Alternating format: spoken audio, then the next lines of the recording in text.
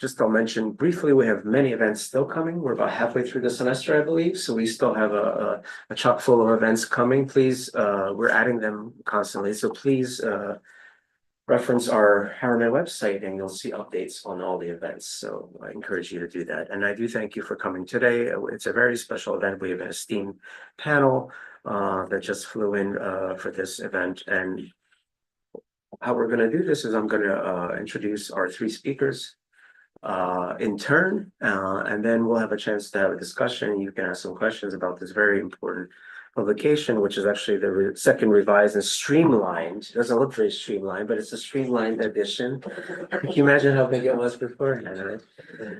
Of the Ukrainian-English Collocation Dictionary, which the streamlined version came out in April 2024. So it's brand new, streamlined and hot off the press, we could say. So our speakers today are Dr. Yuri Shevchuk, Dr. Naydan, Dr. Oleksandra Wallo. And I will first introduce Dr. Shevchuk, who's a local here, and he'll be the first speaker. Yuri Shevchuk is a senior lecturer in Ukrainian at the Department of Slavic Languages of Columbia University. He holds a PhD in Germanic philology from Penn State University, an MA in political science from the New School for Social Research. He teaches courses in the Ukrainian language, Soviet and post-Soviet film.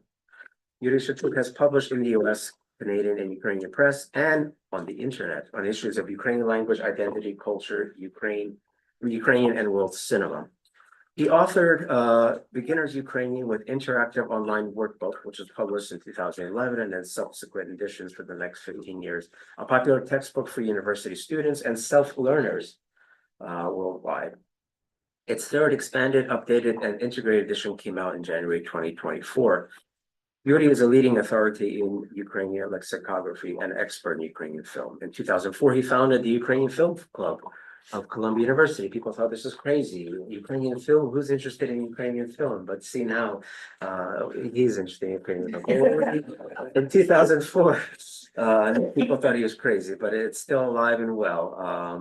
And it's really the only permanent forum for Ukrainian cinema in North America, and has a wonderful collection of films, Ukrainian films.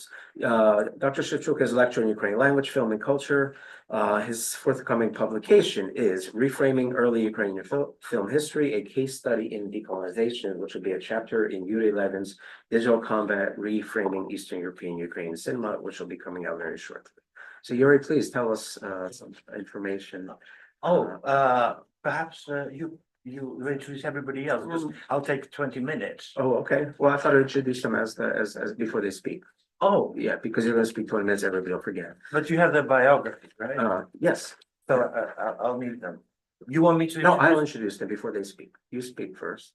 for 20 minutes. Yes. Okay. That's what we're agreeing upon. Yes. All right. Well, first of all, thank you for coming, and thank you, the Harriman Institute and the Department of Slavic Languages for making this very important panel possible.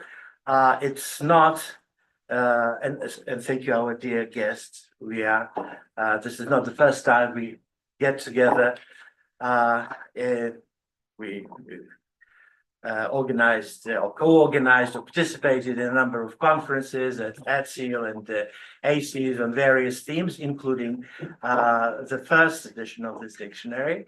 I thought it was important to discuss the second one, not just because I want to be in the limelight, no, just the first one was muddled, as many other things, by COVID and aftermath of COVID.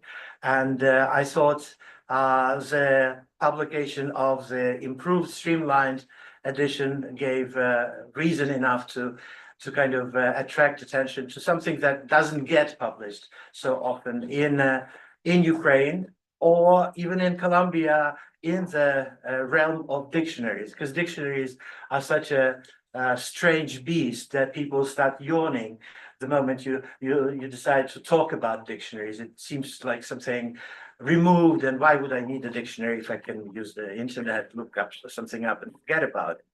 I'm old school. I grew up using dictionaries. I love dictionaries. I love to read them.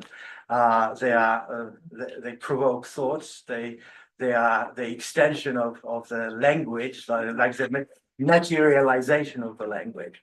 And so I'm trying to just, I'll quickly kind of talk about what kind of beast it is, and in hope that I'll provoke questions from you so that we have an interesting discussion. So Ukrainian culture is kind of very solidly dictionary oriented, and one linguist some 3 years ago calculated that over the period beginning with 1596 till 2021, more than 9,240 Ukrainian dictionaries of all kinds were published. That's an impressive number by any measure and for any country. Yet no Ukrainian collocation dictionary was ever published. So this is the first one. And its first edition came out in 2021, and this current one literally a couple of months ago. So the collocation dictionary, unlike other types, we are accustomed to using dictionaries that simply describe the meaning of the word in one language, monolingual dictionaries, or at best translation dictionaries, English, French, Ukrainian, Czech, German, Spanish, and so on. And collocation dictionaries are very kind of combination of these two words provokes or sounds like some kind of a oddity. What is collocation dictionary? A collocation dictionary is the dictionary that is not so much about the number of words it translates or explains, but a limited number of most frequently used words that we use in everyday speech, and that number may be like 7, 8, 10,000 at the most. But what it's about is it shows you how each word it describes combines in minimal typical collocations with other words. So it's about cliches. And so, for instance, this dictionary has about 85,000 words that make up the most frequently used segment of modern Ukrainian lexicon. People would look at the dictionary and say, 1,000 pages and only 8,500 words. What's going on? Well, that's what's going on. It's not one description, one entry of the word can take several pages or half a page, and so the configuration is entirely different. So it covers the core, the most frequently used core vocabulary of Ukrainian lexicon, or part of the Ukrainian lexicon, including colloquial vocabulary as well as that of politics, culture, education, information, economics, finance and business, youth culture, sports, cooking, filmmaking, religion, medicine, and vulgarisms. Vulgarisms are bad words that are not used in polite society. And in that sense, this dictionary is the first one that I know among 9,500 dictionaries published that gives a kind of a scholarly description of these words. They are frequently used words. They're not marginal. People can't do without them. Every time they hit their finger with a hammer, they find it necessary to express what it is they feel that way. So the dictionary is a combination of at once 6 types of dictionaries in one. Translation dictionary, learner's dictionary, collocation dictionary, thesaurus, or the dictionary of synonyms, phraseological dictionary, and encyclopedia of Ukrainian culture, but also of kind of global culture. So I'll quickly explain what everything means. So translation Ukrainian English dictionary, it offers English equivalents of each meaning of the entry described. So, for example, the entry drużyna. A lot of my friends, including some very famous friends who kind of got in contact with the Ukrainian language, admire the word drużyna. the world famous Polish film director Krzysztof Zanussi, who has been the member of our film club and who's probably said most celebrated Polish film director, said how wonderful that one word drużyna is cognate with druh, a friend, and then also means a wife, and then also means a host, a kind of a warrior group. So that's how it described. You will see number one meaning is wife, number two team, squad or group, number three army, troops or host. So drużyna, and then there is an example. Iwan musi poradzić się z drużyną. Iwan must consult his spouse. What kind of a wife can there be? Kolishnya drużyna, former spouse, beloved spouse, unfaithful, jealous, first, second, 21st spouse, and so on and so forth. Number two, it's a sports term, basketball team, volleyball team, international team, national team, Olympic team, and so on. And then the military or historical, like princely team or royalty, not team, royal army or troops, and so on. So that's the translation aspect of that dictionary. Now it's a learner's dictionary. It's the only dictionary that I know that shows gives loads of, Ukrainian dictionary that gives you not simply the meaning of the word or even collocation, but what happens with the word when you put it in speech. All kinds of mutations that the word undergoes. For instance, America, if you put it in a locative case, there's a mutation. The consonant shift, so America becomes Vamerici, K goes to Ts. Then it shows you how a verb conjugates, particularly irregular verbs. So it encodes a lot of information, including the grammatical gender of nouns, declension types of nouns, case endings, mutations that the nouns suffer when they are declined, conjugation types of verbs, tense endings in the verbs. There are loads of frequently used Ukrainian verbs that are irregular. You have to know them. Even Ukrainians often don't know whether to say dasi or dasish, yisi or yisish, and stuff like that. Never mind those who learn Ukrainian. Cases they require when combined with nouns and much more. The president of Ukraine, Poroshenko, would always say "Дякую вас" instead of "Дякую вам," and that's a typical kind of mistake made. So it's also information that is needed not only by learners.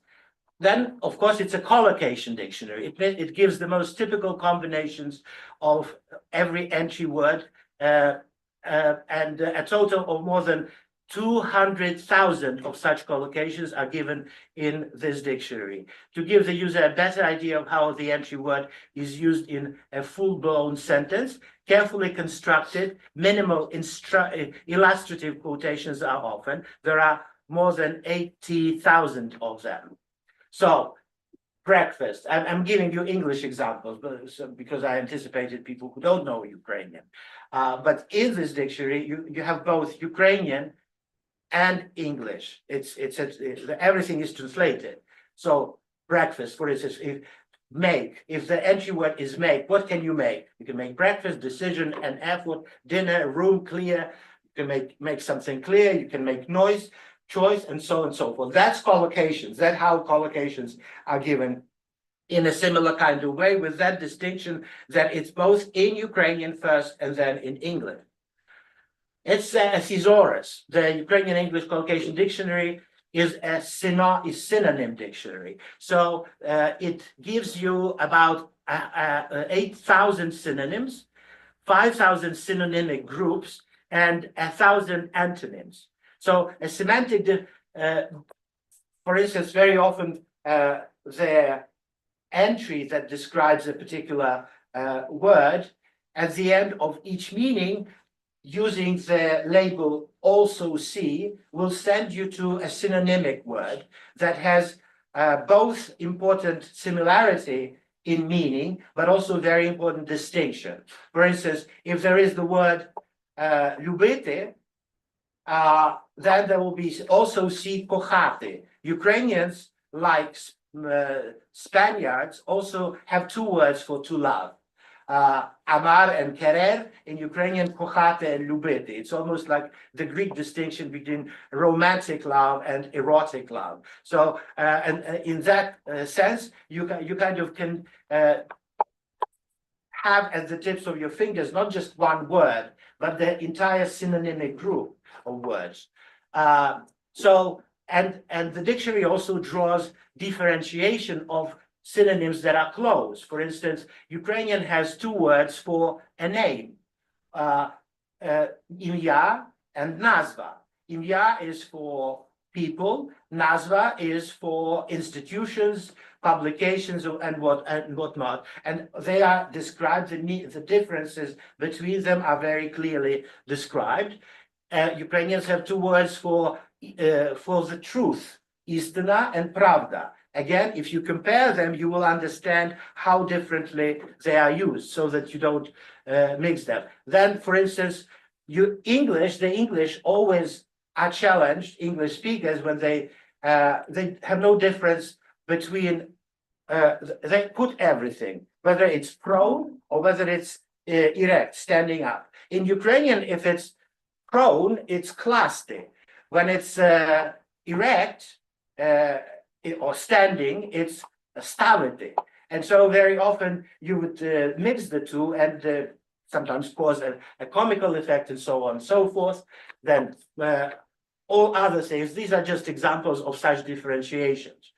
To tell you the truth, when I was compiling the dictionary, I made a number of discoveries to myself. I didn't realize that there were important differences in what I thought were absolute synonyms, that words were absolutely synonymic and interchangeable. This is also a phraseological dictionary because it gives you very frequently used and popular idioms or phraseologies.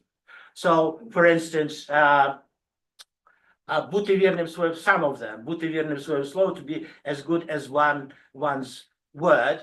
And the interesting thing is that phraseologisms are not translated verbatim. You have to find in English a phraseologism that expresses the same idea, but in a very different way. For example, the lady does protest too much, this Shakespeareanism, is translated into Ukrainian. If you literally translate Ukrainian phrase, it says the Steve has his cap on fire or hat on fire.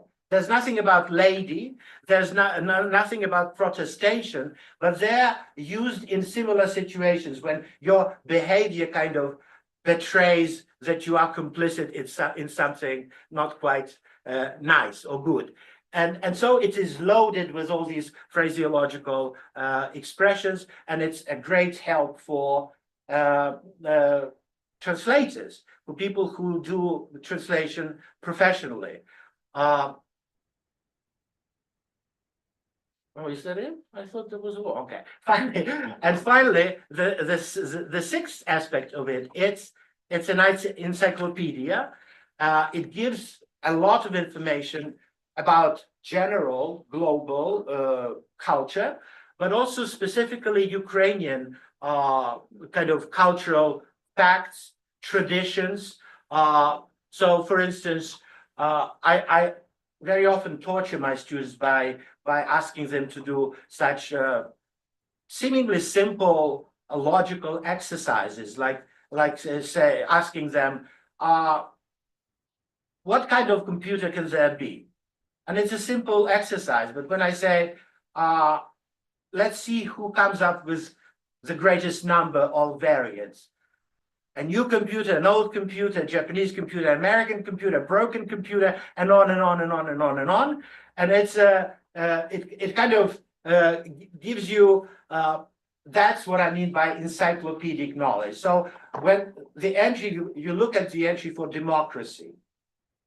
Some of us don't know that there is a representative democracy or that there is a direct democracy. That dictionary manipulates all those kind of elements of human culture general. Ukraine-specific culture, like what is kum, what is kuma, what is rushnik? The first translation is a towel. No, it's not a towel. The towel is just one meaning of rushnik, but it's also a very ceremonial, very important part of such ceremonies as marrying somebody, or welcoming a guest and putting. So you can't translate it by a towel. You have to somehow introduce the cultural meaning of that particular fragment of Ukrainian culture, and so that's what I meant by encyclopedic aspect of the dictionary. How I'm doing with time. Yeah, 5 minutes. Okay. So the second edition of the dictionary has a number of important improvements. Number one is the Ukrainian-English word index. The first reaction I got from audiences, when I presented the dictionary, both in Ukraine and here in the United States, was when is it coming out in electronic form? That way we can search it through and through.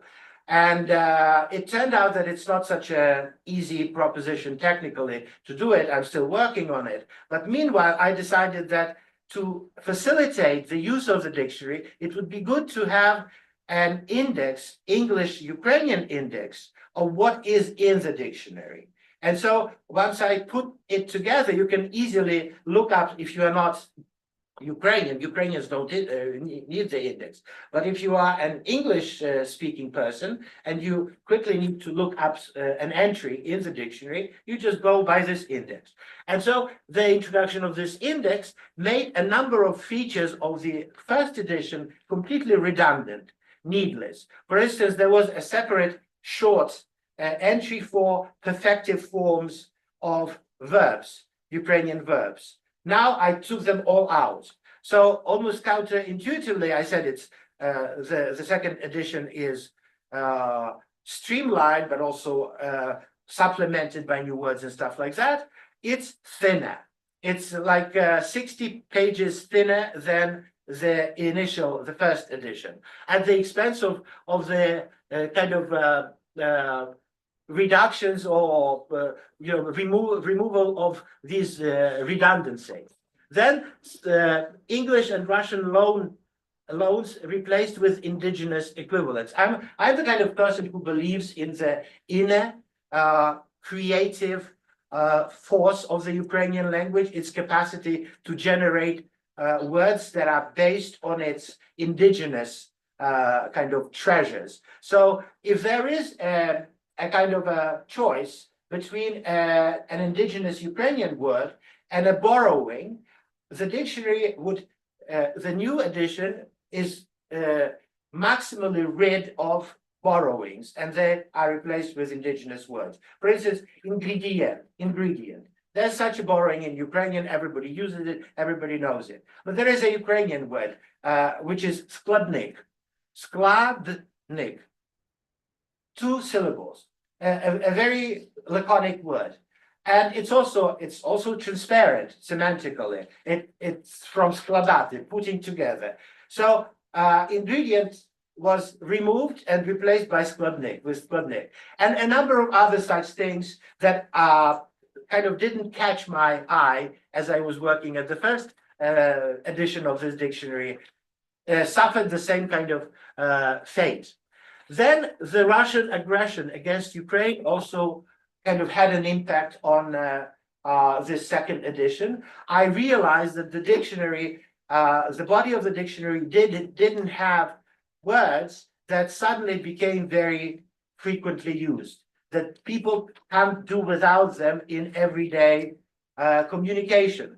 And so I had to expand the dictionary or supplement it with new entries that are absent in the first edition, including, not unexpectedly, such words as aggression, in Ukrainian, agressia, aggressor, aggressor, obsтрел, shelling, obsтрілювати, to shell, and kind of as a winking to something that happened to Ukrainians, the word palyanytsia. Palyanytsia means a loaf of bread, or a loaf. And there is another Ukrainian synonym that used to be is the first edition of the dictionary, Bukhanka. So I decided Bukhanka and Palyanytsia have exactly the same colloquiability. There's nothing different between them, the way they combine with Bukhanka chliba, Bukhanka tam whatever, something else. So, but Palyanytsia became this very famous word because supposedly Russians who are not exposed or have not been exposed to Ukrainian, Russians from mainland Russia, they cannot pronounce it. For the life of them, they cannot pronounce it correctly. They say Palyanytsia, whatever. So it became this shibboleth. If you know what shibboleth is in as a biblical story, when Old Testament Jews were about to fight their enemies, and the battle was supposed to happen at night. And how on earth can you tell a foe from a friend? The ancient Jews asked themselves. They knew that there was a word, shibboleth, in Aramaic or Old Hebrew that their enemies could not correctly pronounce. They would say siboleth, whatever. So in the darkness, they would ask them to say shibboleth, and they would, if they couldn't, they would betray themselves as foe. And so this Palyanytsia, if you look up on YouTube and simply write Palyanytsia, there's this blood-chilling video filmed by a Ukrainian peasant approaching Russian soldiers who just dismounted a tank, and he is saying to his telephone, God knows who these people are. They just stopped here. There are no signs by which I can tell them ours or not ours. And he starts shouting, hey, кто вы тут є? Скажи Palyanytsia. And they just saying this. So at that time, knowing about Bucha and everything, it was terrifying to watch that film. But that's a word that has an entire story behind them, and a wonderful story at that. So, I also removed a number of synonyms that were almost identical, like закінчувати and завершувати. I removed завершувати, закінчувати is much more frequently used. Their colloquiability is the same. So, basically, that's what I wanted to say. The intended users are very wide. They include learners of Ukrainian of all levels. My students at elementary level start using it the moment they learn to read and write in Ukrainian. That is to say, after 3 weeks of studying Ukrainian. They immediately can use it. The wonderful thing is that it gives them this incredible sense of possessing the language, that this endless ocean of words that is always intimidating for a learner of a new language, that seems to be uncontrollable, completely unpredictable, like what do you do with it? Suddenly becomes logical, suddenly seems organized and predictable, and the dictionary offers a kind of a structure how to approach it. So my students start working with it that early. Then it's for native speakers of Ukrainian. There's so much information that Ukrainian can use to improve their Ukrainian. There's a lot of information for native speakers of English to improve their English as well. And Ukrainian learners of English, professionals who work in Ukrainian environment, researchers, scholars, analysts, reporters, business people, travelers, you name it, they need it. There's no life without it, really. It can be ordered at Amazon.com for something like $48, I think. They always give the discount. I have a couple of copies here. They are much more expensive. They are $60. Those of you who want to have it immediately can do it right after our discussion. Is this it? Oh, yes, it says thank you and дякую. That's what I wanted to say.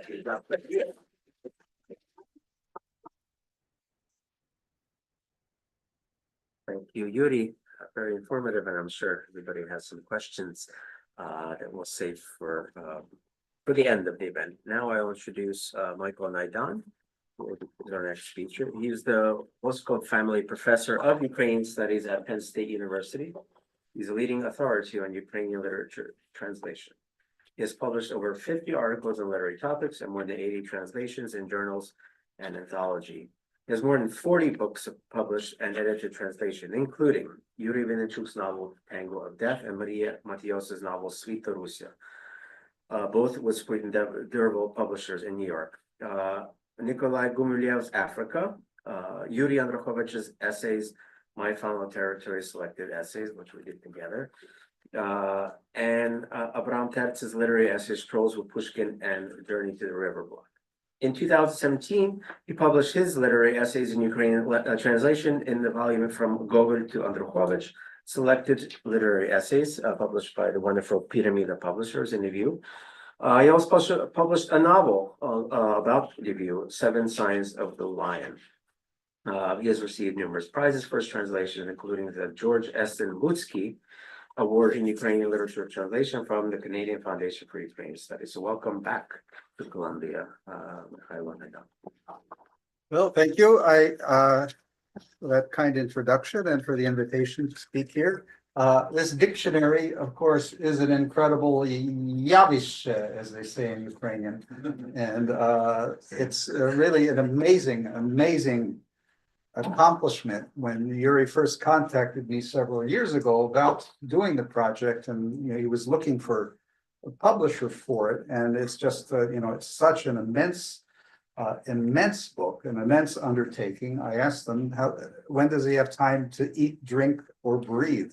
I mean, it's just astounding the degree to which he has done work on this. And I'm kind of going to cut out descriptive things that Yuri said, so I may be a little bit haphazard here because you already said that. So, and quite eloquently. So I thought first that I would just say a few things about modern dictionaries, Ukrainian dictionaries.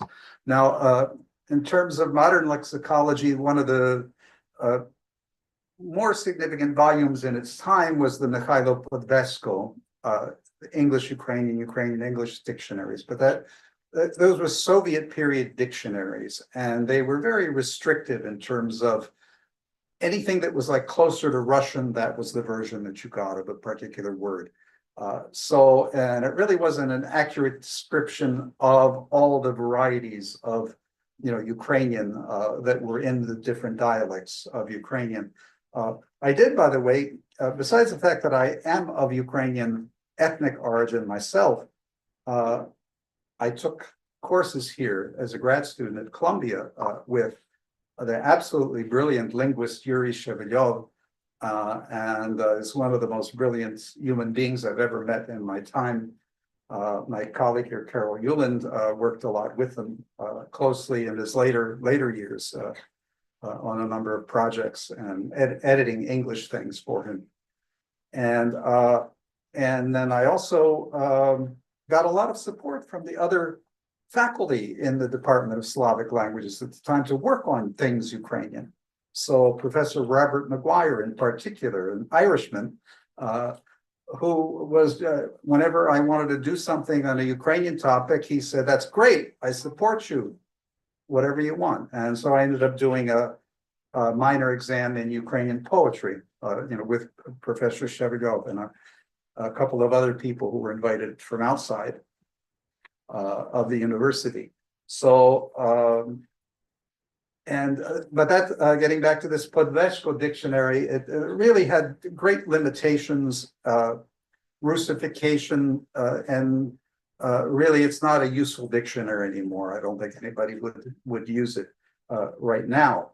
Now, since then, there was also a really fine dictionary that was put out by C.H. Andrusishin and J.N. Kret, and the 1163-page Ukrainian-English dictionary, which is published in Saskatoon in 1955. And that's been reprinted numerous times. What I really love about that dictionary, because of working on, Marko works on these Galician authors, and Vinnichuk drives you crazy because he uses words from the 1930s, from Bachar slang And he's recreating that language of the 1930s. Even in almost all of his books, he has a dictionary for Ukrainian readers at the end of it that explains all of these words that people from central or eastern or southern Ukraine are not going to understand. But it's one of the fascinating things about his work. And this particular dictionary is very useful for things like that. It's in a really expensive dictionary.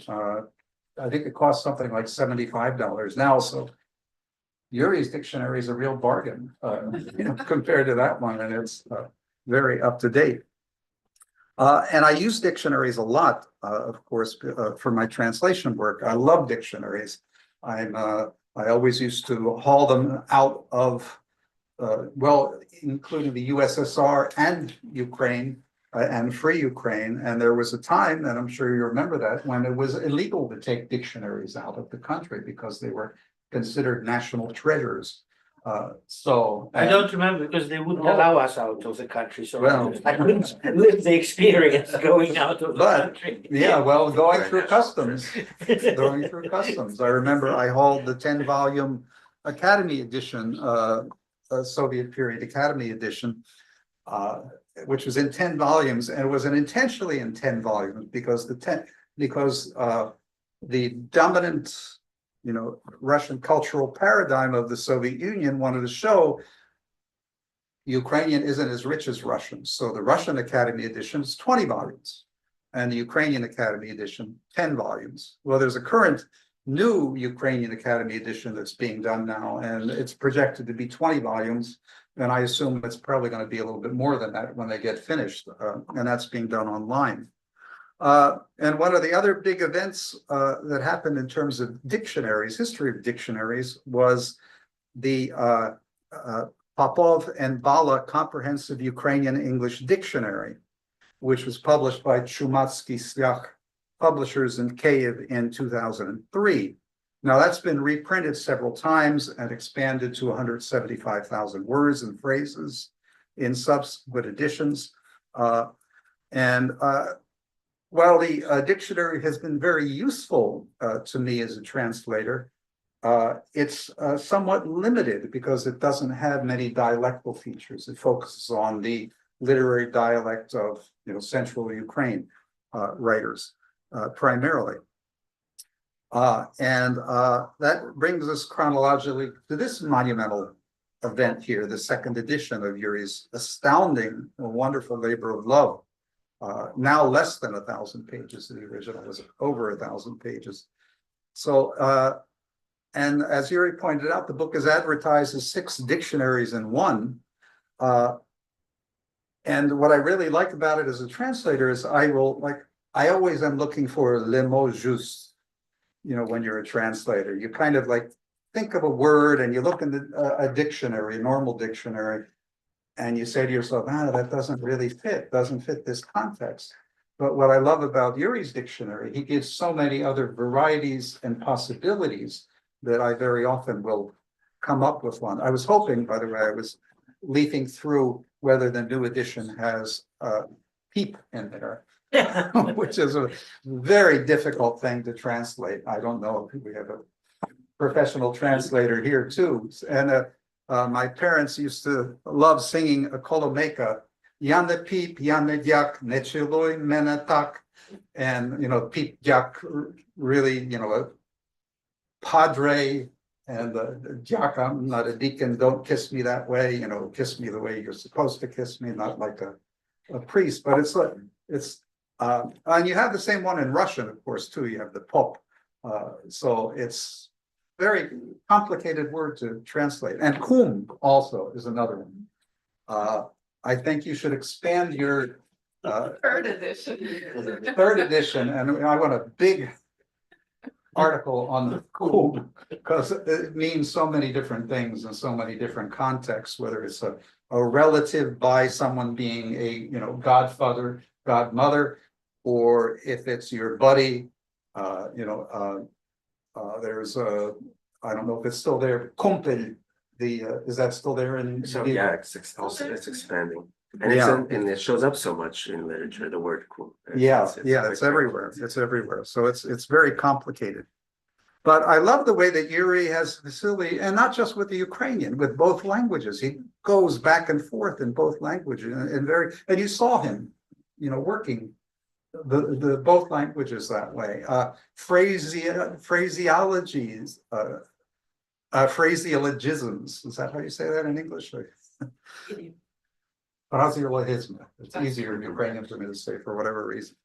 But that's one of the hardest things for a translator to translate. And I have found that most of the time you have to find that working kind of equivalent that gets the sense across. But there are also times when you have to literally translate something because you need to get that image. If there's like a fish in there, and it's the whole rest of the passage is about a fish in water and other things like that, you need to get that. So that particular image. So that's a really difficult thing to do. One thing that Yuri didn't talk about was his cover. And I do love the minimalist design of the cover. And it's by Natasha Michalchuk and Lev Sluzhitin, I guess is his name, right? With the French spelling. Right. But what I like there is that, you have the ge and the e, which are unique to Ukrainian, both of those letters, specifically Ukrainian. And Yuri should explain this originally, instead of the F from the Greek, was going to be Yi. yeah, Yi. Yi. Yi. And well, you can explain why you It's a funny story. Somebody told me, well, then you end up with gay, like gays. And the Ukrainian diaspora might not like it, being famously conservative and whatnot, and you don't want to antagonize them. So be on the safe side. And even though "yi" is very often used as this epitome, the shibboleth, the graphic letter that encodes the Ukrainian identity, because there's no other Slavic language that has that letter, yi. And even sometimes they write Kyiv in Ukrainian, a city with balls, like looking at yi with two dots, particularly after the aggression started and stuff like that. So I had to change it for F, which signifies the sound that is not even Ukrainian. Sound "fu" doesn't exist in indigenous Ukrainian words, probably with the exception of 10. Mostly hundreds of words were borrowed with that sound. Ukrainian can pronounce it, but it's not. So it's a kind of a tension in that cover present. Yeah, so lovely minimalist, and I do love that. My one complaint about the second edition as the first edition, I wish it would be hardbound. Just because I terrorize dictionaries because I use them so much, when I'm using actual physical dictionaries. So it's for a longer shelf life, I think it would be great to have. I'd even pay $25 more for maybe 30. It's 100 more. 100 more. Oh my God. Because I briefed the subject to my publisher. They said, will you have enough people to pay 150? Okay. I'll wait for the electronic edition. Yeah. But which would be a really great thing, and we've discussed this. He's working on it, but that would be a great thing to have. And as Yuri pointed out, this dictionary is really great for learners of Ukrainian and teachers of Ukrainian. I'm teaching a third semester Ukrainian class now, and what I use word formation. I create word formation exercises with the students. We'll go over a particular root, like pismennik, pisate, and pisar. We'll look up the various different words, and I'll have students construct sentences so they learn how to recognize roots, and then how to create other words, or they're able to recognize them in different contexts when they see just the root there. So that's a thing that's been very useful for me as a teacher of Ukrainian. Although I don't teach language very often, I am doing it this semester.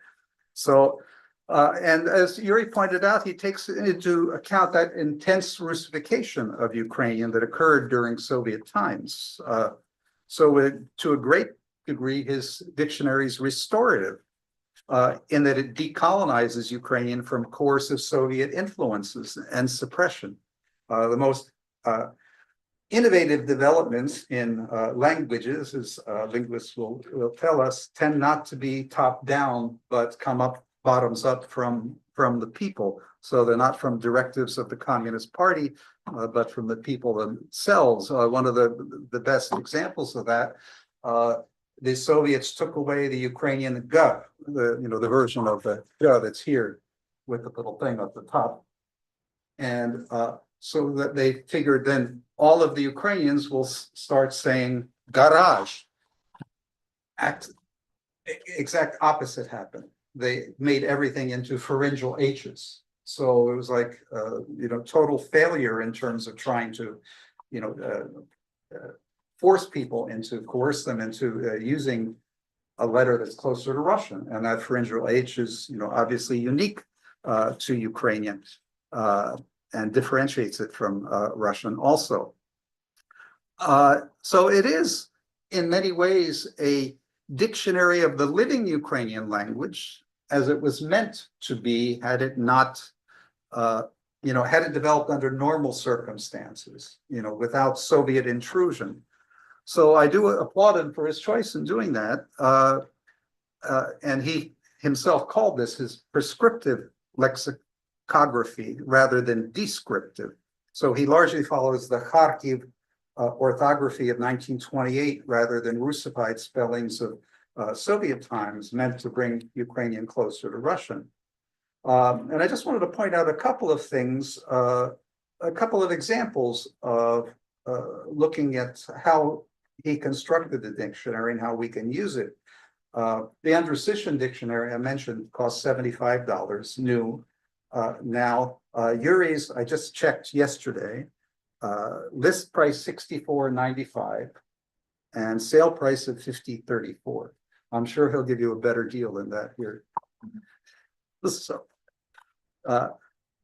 So in perusing his dictionary, I just picked out a couple of random words. For example, the verbs zdavate, the noun tupik, and sprava. The Andryczyk dictionary provides 4 single-word definitions of the verb zdavate and 6 examples of usage for a total of 10 lines.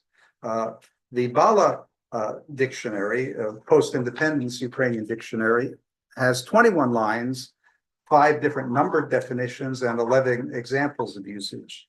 The Collocation Dictionary, which uses a smaller typeface than those other 2 dictionaries, consists of over 60 lines and 30 examples of usage. I mean, that's a tremendous quadruple, the amount of information that you're getting. So that sheer volume of information is amazing. And one thing I also really appreciate, because I'm very bad at accentology, either in Russian or in Ukrainian. I once had a famous Russian woman make a snide remark. I was giving a paper on Marina Tsvetaeva, and I used the wrong accent on a word. So it was, I said album instead of album.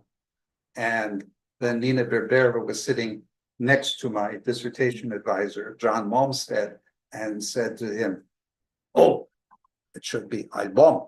And then John, who had a very raspy voice, said, "He's Ukrainian." So, "Oh, понятно," she said. So that's just an aside with my bad accentology. I grew up at home speaking kitchen Ukrainian because my parents did not get a higher education. I never went to Ukrainian schools, so I kind of picked it up on my own. So that is a wonderful thing for me to get my accents right, and also for the students, when they're going through writing. One other type of dictionary that Yuri didn't mention, and I think this is really it's a writer's dictionary, because if you're writing in Ukrainian and you want to look up words and phrases that you can use in your writing, so you have them, you have a source for them, you can point out this is where you know, that I get it out of this dictionary and you can use this particular expression in this or that way. So that's a really a great thing. So I also consider it a writer's dictionary, either for students or for even more advanced people. And I mean, that's and then the one other word I looked up randomly here, the tupik, doesn't appear in the Andryczyk dictionary, the older one from 1955. So it indicates it probably wasn't in common usage in emigre Ukrainian or Western Ukraine at that time. The Bala dictionary provides just a single definition of the word, dead end sighting. That's not going to help you a lot because you're going to find it in different contexts when you're reading. So Yuri's dictionary provides the literal meaning of dead end, cul-de-sac, blind alley, as well as figurative meanings, impasse, dead end, deadlock. So it gives you various choices that you can use, very useful for a translator. And for the word sprava, Andryczyk provides 26 lines, the Bala approximately 60, and Yuri's dictionary over 200 lines. So 10 times more the Andryczyk and over 3 times more than the Bala dictionary. So I'm not going to go into specific detail here, but that sheer abundance of information really makes his dictionary a primary source that translators and learners should go to when seeking translations of Ukrainian words and expressions. So his collocational dictionary represents both quantitative and qualitative excellence, while authors of dictionaries like translators and scribes work largely in obscurity. We all owe Yuri, the modern Ukrainian Nestor-like scribe here, a great debt of gratitude for his incredible labor that will have a lasting impact on lexicology, both here in the Anglophone world and in Ukraine. Thank you. Our third speaker, Oleksandra Wallo, is an associate professor in the Department of Slavic, German, and Eurasian Studies at the University of Kansas. Her research is focused on both teaching Ukrainian as a foreign language and on contemporary Ukrainian literature and culture, particularly the 20th and 21st century Ukrainian women's writing. Her book, Ukrainian Women Writers and the National Imaginary, From the Collapse of the USSR to the Euromaidan, was published in 2020 by the University of Toronto Press, one of my favorite presses, examining the reemergence of Ukrainian women's prose writing in independent Ukraine and its engagement with the national discourse. The book received honorable mention for the 2021 Omelyan Pritsak Book Prize in Ukrainian Studies. Wallo has authored articles, Ukrainian women's prose writers Oksana Zabushko, Nina Buchya, and contemporary Ukrainian theater in the plays of Ukrainian dramatist Natalka Vorozhbit. She's also the author of an open education web-based research on basic Ukrainian grammar with contextualized machine-graded activities. It's called Dobra Forma, published by the Open Language Research Center at the University of Kansas. You can go to the website and catch it there. She is a member of the American Association of Ukrainian Studies, Shevchenko Scientific Society in the US, and the founding member of the Secretary of the International Association of Teachers of Ukrainian. Please, Thank you. Thank you very much for this introduction. I'm very happy to be here. Yuri mentioned this is our second time discussing this dictionary at a round table. I hope there'll be other ones in the future. Although the second edition is wonderful. I so enjoyed browsing through it, getting to appreciate its new features. So in my remarks today, I will address and assess some specific features of this dictionary, especially the ones that are new to the second edition. And I'll do so primarily from the point of view of someone who teaches all levels of Ukrainian routinely, because I do use this dictionary both as a teacher of Ukrainian and native speaker of Ukrainian whose English sometimes needs help. And also I use it with my students, and I encourage my students to use it in classes. So undoubtedly, this is a monumental project. I applaud Yuri's dedication, creativity, and perseverance that surely was required to complete this work. After its initial release, which we discussed a couple years ago, there were a lot of interesting ideas that we discussed about, yes, making it available online for easy searchability. We quibbled a little bit about the descriptive or the prescriptive rather than descriptive approach, which I think this dictionary, this second edition of it helps a little bit for the students who know the English borrowings, but don't know the indigenous Ukrainian words, and I'll explain in a little bit how. One thing I wanted to note is the quality of the English equivalents, which Professor Naydan has already spoken about.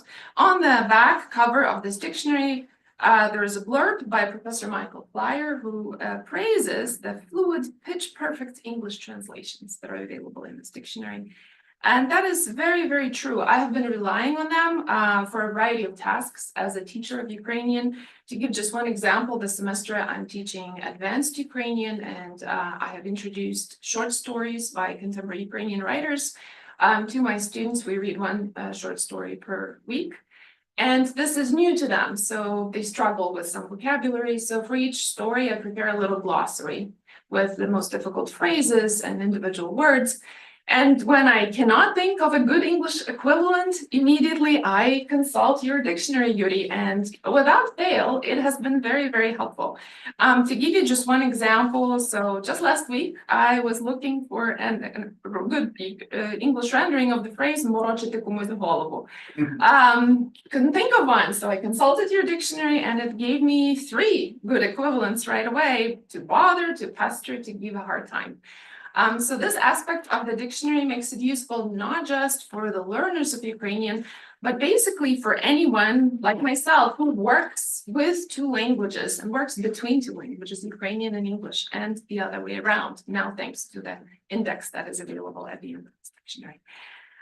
The word entries themselves are incredibly well organized and easy to use. And we already mentioned the wealth of information that they include. Beginning with the stress marks, yes, this is incredibly useful and important.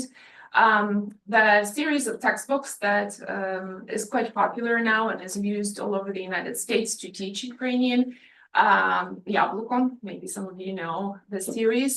They do not, starting with the intermediate level textbook, they do not provide any stress marks. And this is a challenge for a lot of students because the Ukrainian stress patterns are incredibly complicated and very difficult to master. So that's a wonderful feature of it. There is a lot of information on verbal government, another feature that's very useful to students, especially students at lower levels of proficiency. And yes, idioms, the most commonly used idioms are there, as well as terminological meanings of a lot of different words. I won't give you examples. Among the most valuable new features of this dictionary are these new entries on the vocabulary that has become important for Ukrainians right now since February 24th, 2022.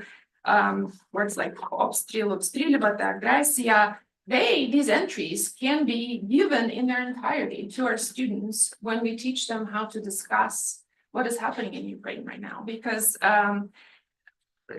for me, let's say, with the beginning of the invasion, it was difficult to become quickly fluent in all of these notions in English, because I'm not a native speaker of English. I very quickly had to learn what is shelling and how to differ from other kinds of attacks. And this dictionary gives all of this information both in Ukrainian and in English, and provides very useful pithy translations.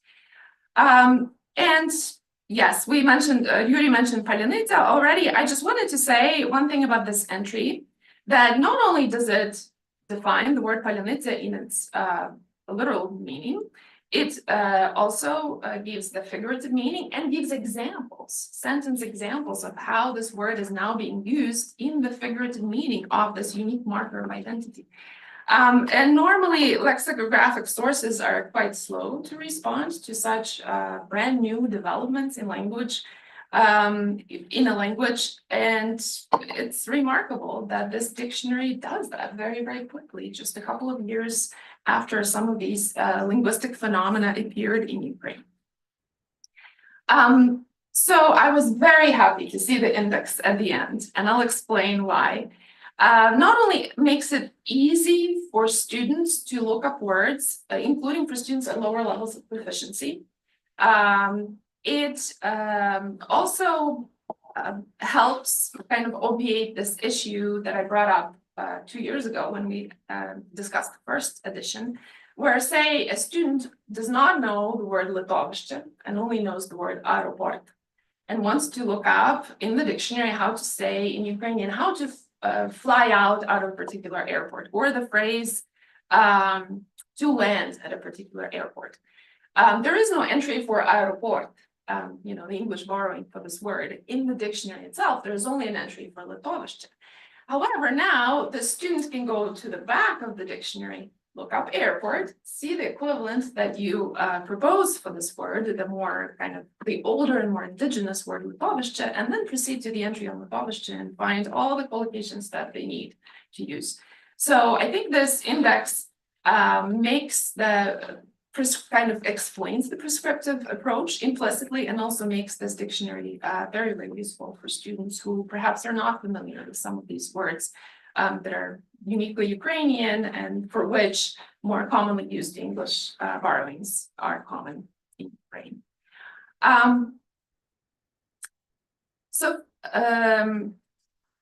I also wanted to just say a couple of words about how this dictionary can be used in classes of Ukrainian at different levels. I'll give you just a couple of examples. We've been talking for a long time already. So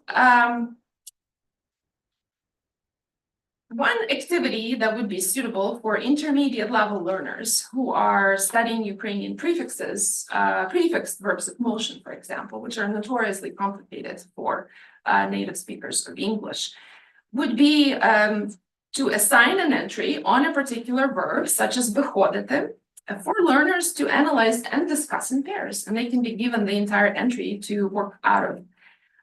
The verb vyходити has several distinct meanings, some literal and some figurative, that are translated into English by means of very, very different verbs, such as to exit, to walk out, to get off, say a bus, to be published, to leave, say a party, to retire, to turn out. So very, very different equivalents. In each of these meanings, this verb commonly combines with different words, and examining such collocations just gives this very vivid illustration to the students of the vast range of use of this verb. And at the same time, analyzing how these meanings are related to each other can help learners understand the functioning of this Ukrainian verb more deeply, and ultimately will help them remember it and become better users of it. Professor Naydan has already mentioned how good this dictionary is for writing activities, and I think that's absolutely true, especially when we train intermediate level writers of Ukrainian or even advanced level writers of Ukrainian. So another type of an activity that could be done using this dictionary would be to assign homework, written homework assignments, in which students, when they write an email or a short essay on a particular topic, can be encouraged to include an additional step of consulting this dictionary in order to vary and enrich their descriptions of things, places, and events. So, for example, one activity that I give to my students in elementary Ukrainian in the beginning of the second semester is to write an essay on how they spend the winter break. As part of this assignment, I asked them to consult the dictionary's entry on канікули, a break, in order to provide a richer narrative. That's exactly the assignment. Oh, okay. So you use the same assignment. For Wednesday. So, yeah, great minds think alike, right? And the dictionary will also, in that entry, prompt them to consult an entry on відпочинок. And so from these two entries, they can learn to describe their канікули as приємні, незабутні, ідеальні, чудові, заслужені, and to characterize their відпочинок as зимовий, щорічний, тривалий, омріяний. And then if the students want to push themselves even further, they could choose to use such phrases as дочекатися омріяного відпочинку or насолоджуватися відпочинком. And if they push themselves this hard at the novice level, I always give them extra credit for creativity. And there's like 2 points for creativity in each written assignment. Students enjoy this kind of task very much. As Yuri pointed out, at these lower levels, it's important to empower students and give them a sense of confidence in how to, in the fact that they can string words together in a meaningful fashion and sound native-like.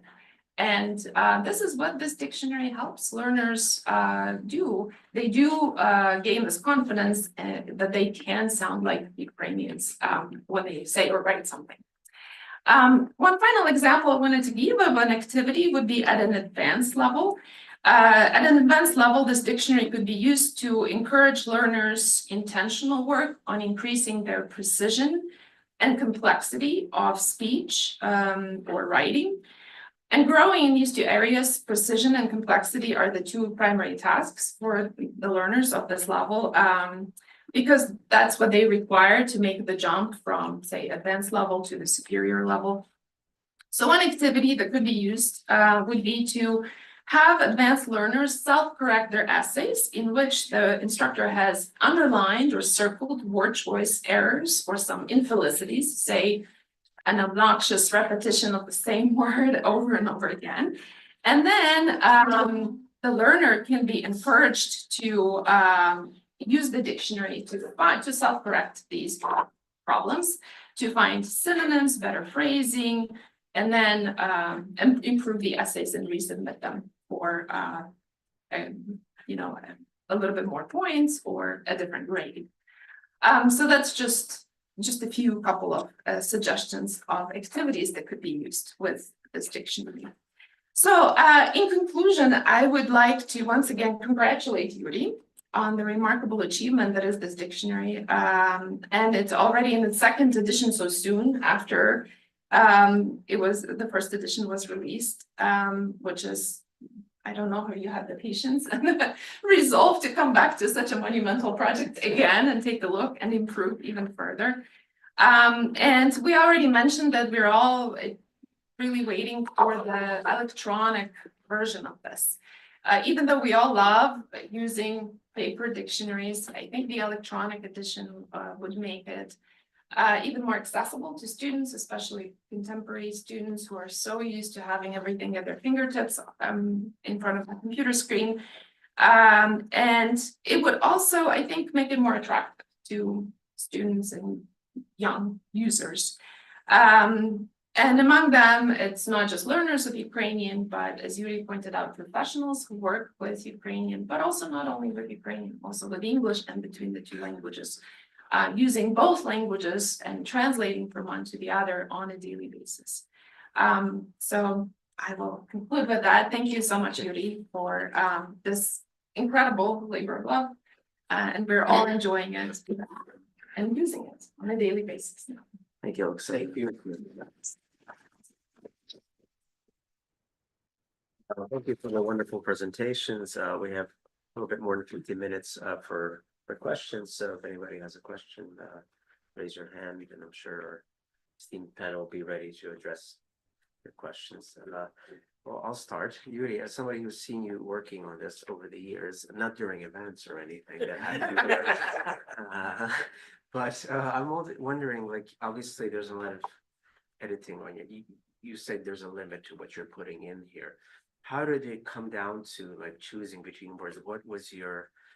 Was there any really difficult choices where you had to choose between including one word and not another? And how did you end up making that choice to go with this word and to discard this one? That's a very often posed question. I did not have at my disposal an institute of language that normally is in charge of such projects. Normally, a large group of people work on dictionaries, not just one crazy person.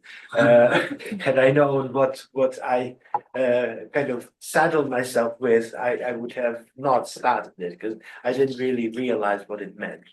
So I couldn't do statistical analysis of the frequency. I didn't want to kind of park myself for a long time studying these lists and everything else. What I did use was my intuition of somebody who worked with language and who has been using both languages, English and Ukrainian,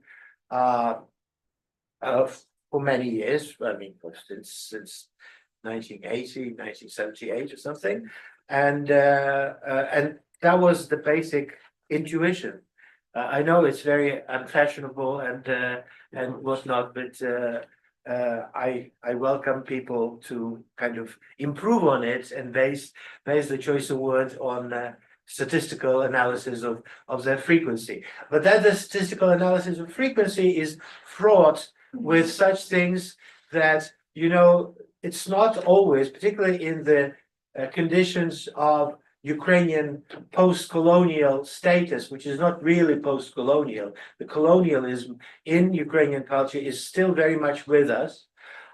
Conditions the use of words that are very often bad choices. Like if you listen to Ukrainian journalists, they would use words like case, like background, and that's Ukrainian. В нього дуже solidний background. He has a solid, so they use these words indiscriminately, en masse, and if you compare the statistic analysis of the frequency, you will have to use an English word instead of indigenous Ukrainian word. So that's where the statistical thing would lead you to. So if it could work probably with languages like English or Russian that suffer no such things as this massive, relentless assimilatory pressure over generations. And that's why I had to resort to balance this prescriptive approach that tells you what is good language to be used, encourages you to use good language, even if you say, oh my God, this is the first time I see this word. Is this really what it means? Yes, it's really what it means. And it's supported by Ukrainian classical literature, including Ukrainian modernist literature and stuff like that. And kind of pretend that all these words that are kind of trash, lexicological trash that has no justification of being used other than the speaker's desire to give themselves a modicum of prestige to impress the listener or impress upon the listener that, oh, I use the English word case instead of the Ukrainian sprava because I know English. I am kind of educated. No, you don't know English. You don't know English and you don't know Ukrainian. That's what you don't. That's what you know. That's very often the case, because if you know one language, you treat with respect every other language. You don't mix them, because that's what you do when you are educated in one language. That's called language ecology, or the culture of language usage and stuff like that. So that's the kind of philosophy behind it. Yeah, thank you. However imperfect it might be. Thank you. I have Any a, other oh, questions? go ahead. Yeah, please. Oh, Mark, I have a chance to ask you. No, no, go ahead. First of all, I want to express my gratitude to Yuri and congratulate him on this fantastic achievement. My question is about, you started answering it, about the process. So I know how people write books, but how people do write dictionaries, right? So are you 19th century, you would walk across and collect what people are saying, but obviously you're not doing that. From what you just said, you were not relying on common internet, definitely not that, right? So what was, of course, you have your immense memory, but you cannot remember the dictionary, just everything. So what did you do? What did you read? What were the, I don't know, the books that you most frequently consulted when you wanted to expand the article? This or that. Excellent question. Thank you for it. I did everything that I thought I needed to do if I had to solve a particular conundrum or a particular challenge that I was faced with.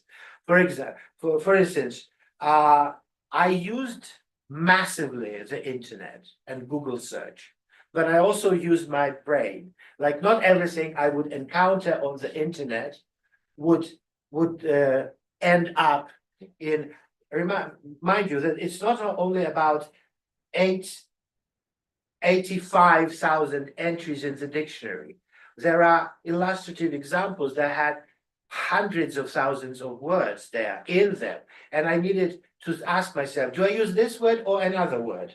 They mean the same thing. I need to make a choice. Then, for instance, in English as well, what do I say purchase or buy? There is an internet resource which is just wonderful. It gives you the frequency of English word usage, starting with the early 19th century up until today. And it's just such a great resource when you have to decide which is the more common way today, because it changed. You will see that this English usage is more common 50 years ago, but not any longer. It precipitously went down and stuff like that. So that's just an example. I would also, I have my own kind of list of Ukrainian writers who are, to me, epitomes of excellent style, choice of words. And so I would go to them. Some of them are, our neighbors. The guy who lived in your building, Yuri Shevchuk, literally a floor above. He is a brilliant epitome of Ukrainian style. So I would, there is no, for example, there is a wonderful book called Secrets of Ukrainian Language by Karavansky, who was a dissident and persecuted and whatnot. And he gives not only samples of good Ukrainian language, but also justifications. He's not asking you to simply accept his judgment. He tells you why this is better, why this is justified, and why this should be encouraged. But it's like a lecture on its own, answering your question. I'll just give you a couple of examples. And also, you walk around always remembering that, oh my God, this is the word I was looking for. I stop and just write it down, like in a situation that seemingly is completely unrelated to anything with the dictionary. Suddenly, there's this serendipitous moment that you discover that's exactly the word I needed for this particular phraseologism or something else. And then also, I used shamelessly my students, particularly where the English part of the dictionary was concerned. I tested the dictionary on my students. My students had massive input in the dictionary. They loved it. They loved to be consulted. There was a kind of a healthy element of competition when we would discuss what would be the best equivalent, English equivalent to a particular Ukrainian phraseologism and stuff like that. So that's also a kind of. I also wrote appeals on my Facebook page, which has less than 5,000 friends and some 3,500 followers, like guys and boys and girls or whatever, gentlemen, ladies and gentlemen, what do you think is the best thing in Ukrainian? And I would just put out the question there. Sometimes it would be very helpful. Sometimes there would be a scratch, like completely unrelated discussion, degenerating into calling names and everything else, as it always happens on Facebook, But as I say, I can go on forever about this. Thank you. We have time for, Daniel. My question is about dialectical words. I was wondering if you noticed whether or not the geographic spread is pretty even with regards to dialectical words, or if there was one region that had more words than others. And my other related question is, do you have a favorite dialectical word? Well, number one, the dictionary has, this is not the province of the dictionary by choice. It's about literary standard rather than dialectisms. There are certain dialectical words that make their way into the accepted literary standard. So they would be in the dictionary, like you could you could argue that the word Latoviще actually could be treated as dialectical word in the sense of a regional dialect, that it was kept in the language thing thanks to the Ukrainian diaspora here.